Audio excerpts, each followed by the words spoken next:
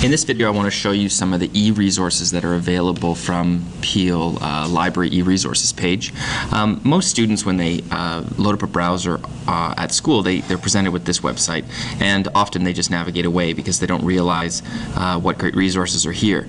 The library e-resources are located in the center column here, and most students would get to them from school by simply clicking this link called Accessing e-resources from School.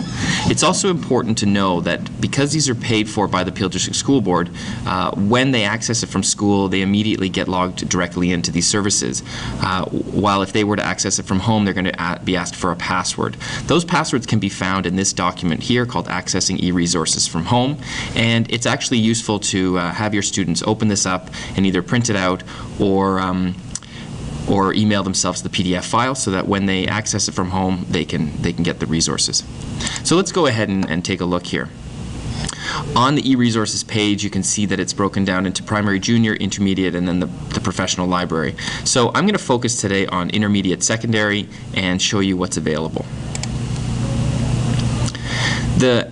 What you'll notice here is you're really presented with a collection of databases. By and large, we really have two main subscriptions. So one of the subscriptions is to EBSCO and the other one is to Gale.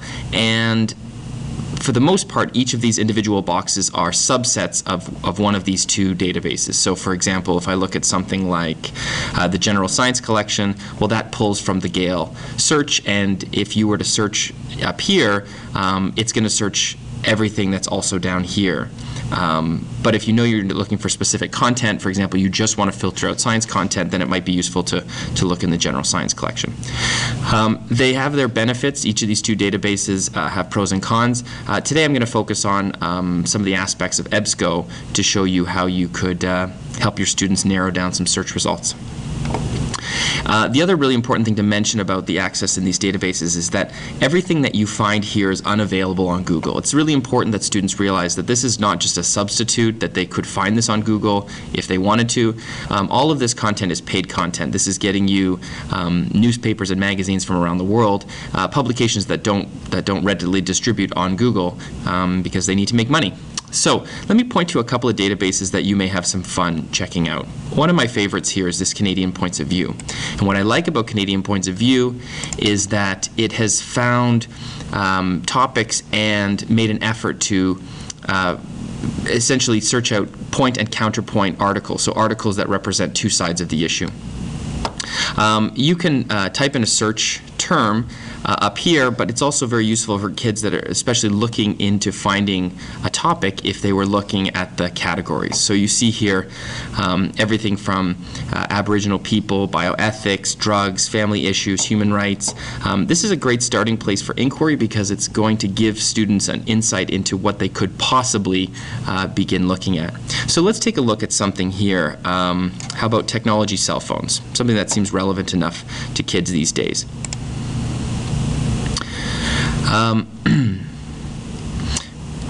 So within this, we're seeing an article that gives me an overview of cell phones. So this is sort of some factual information. But what's nice on the other side here, we have this points of view. And what it's done is it's pulled together articles from reputable magazines or newspapers that might offer a point and counterpoint on the topic. So for example, this counterpoint offers cell phones pose significant risks to individuals. That's in a published magazine. Or this point, the laws and penalties in place for distracted driving are sufficient to curb cell phone use behind the wheel. So they're offering sort of two points of view, a positive point of view and maybe a negative point of view. And so that's really useful for kids that are beginning a research project to immediately get to see two sides of the issue to decide where it is they want to take their research. Back out on the e-resources page, the next one that I like is this Canadian Reference Center. Both of these are aspects of EBSCO, but if I look at the Canadian Reference Center, it has a slightly different look and feel, allowing students to do some searches. So let's say I was interested as a science student in black holes. Immediately I'm going to get a large number of search results that are very difficult to weed through. And so what we need to do is use the refining search features on the left-hand side to really pick out the content that will be most useful to me as a student doing research. For example, I'm only interested in things that are full text. I'm not interested in knowing that there's some reference to an article that EBSCO doesn't have. So I only want them to show me articles that they actually have full versions of. I also realize that unless this is a history paper, I'm probably not interested in articles that were published as far back as 1939. Science changes fairly quickly, so I'm going to bring this up to, how about 2005? So in the last 10 years. We're limiting the results. And then I can also look through here at the source type. So it's telling me that some of these results are magazines and newspapers, both domestic and international. I can probably guess that most students are going to be overwhelmed by looking at academic journals. So it's useful perhaps to weed through this and say, well, only show me things from let's say magazines. How about I'm looking for some interesting pieces that were maybe written in Discover Magazine or Scientific American, something like that.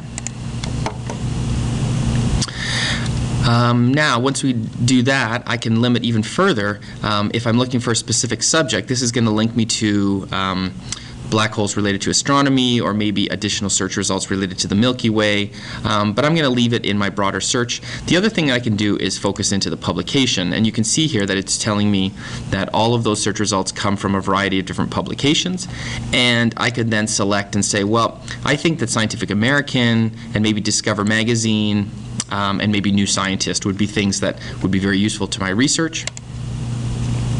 And you can see now we've gotten down to about 300 articles, and they're rated by relevance. And they are some pretty interesting topics, things that you certainly wouldn't find just on Google, because they're more of an in-depth analysis. Okay, so that's very useful for students to be able to grab magazine articles that they wouldn't have access to in any other context. Let's take a look at the first one. So it's nice that the database provides you with an overview of what the article is about. Sometimes they actually have a full text, the PDF version, so let me find an example maybe of that where the PDF is provided.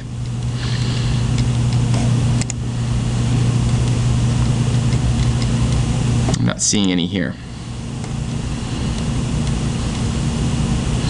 It's not important. It's just nice to know that if the students find one with a PDF attachment, then when they click on the link, they're going to actually see the whole article as it appeared in the magazine. Okay, so let's take a look here at what the students would need to know.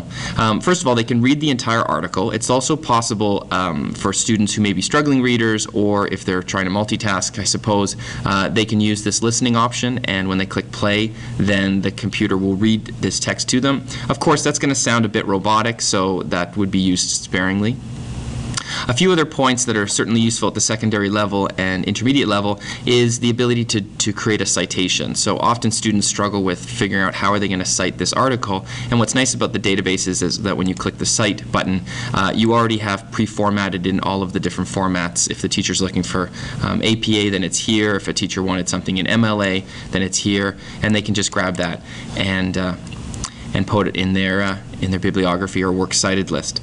Maybe the last point to keep in mind is that oftentimes students will do a search and they make the mistake of thinking that I don't have time to read the article right now, I want to read it later, and so they go up and they grab this web link at the top of the page and they copy that, and they think maybe I'll email it to myself and then I can read it at home.